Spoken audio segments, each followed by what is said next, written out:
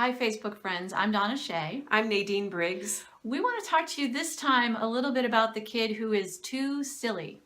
The kid who just doesn't know when the joke is over, doesn't know when to stop being funny, doesn't know when the other person is getting annoyed, or maybe does, but chooses not to stop anyway. We talk to kids about, it's great to be funny. Everyone likes to be funny. Everybody likes to make somebody laugh. It does feel great when you make somebody laugh. And a lot of times we'll get kids that they are trying to be funny all the time and never showing the other side of them. So we'll talk to them and say, oh, I know you have that really funny side and that's great, but I want to see all the sides of you. I want to see your serious side and your contemplative side or whatever words you want to use, but we want to see all sides to a child.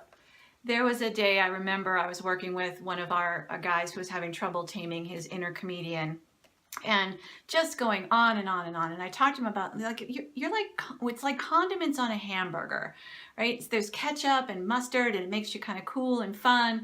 But then you ladle on the silly sauce and it's just way too much sauce for the situation. So let's back it down to a little mustard and ketchup. And he was able to wrap his brain around kind of that connotation of just calming it down a little bit, but that it was okay to be funny. And sometimes we'll teach them how to gauge the level of silly. Like, how much silly do you think we have right now? Is this the right amount of silly? Is it too much silly? Not enough silly? And they can kind of start to think about, oh, okay, maybe I am getting to be a little bit too much with my silly when you start to frame it up for them. So one of the things that we highly encourage adults especially is when a child is attempting to be funny, don't fake laugh, because that just encourages the behavior to continue, and we're encouraging things that we really don't want. So what you could say instead is, you know what, I'm confused by that, or I'm not sure why that's funny. And that's a much better reaction to a kid being overly silly than faking the laugh and encouraging them to continue. We'll also talk to kids about kind of taming that inner comedian, that they just feel this urge to always be that way. So you want to say, let's just tame that inner comedian a little bit because it's feeling like it's a little bit too much. Or you'll get the kids who want to be really shocking. They think that's really funny, especially the older ones. The teenagers will try to say shocking things.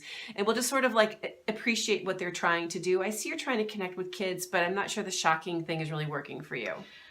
If I have a child that's really refusing to stop the sillies, the next question I have for them is, all right, are you doing all of this to amuse yourself, or are you doing all of this to amuse everybody else? And I'll take a little poll of everybody else and go, you guys amused? And by that time, we're probably not amused, and they'll say no. So I'll say to the child, it's your choice at this point. If you're amusing yourself, rock on, but nobody else thinks that this is silly. And quite often the kiddo will back down and stop that way too. Sometimes when kids are being over silly or they're just telling joke after joke after joke, which, let's face it, nobody's that funny that they can tell jokes all day long and have them all land. It just doesn't happen.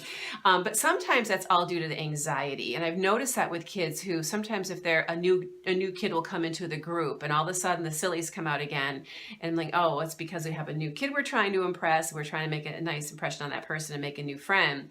So a lot of times what we'll see is when they do get that good friend, like that true blue buddy, a lot of time the silliness kind of all sorts of goes away. And all of a sudden you're looking at the kid going, oh my gosh, he's not doing those jokes anymore.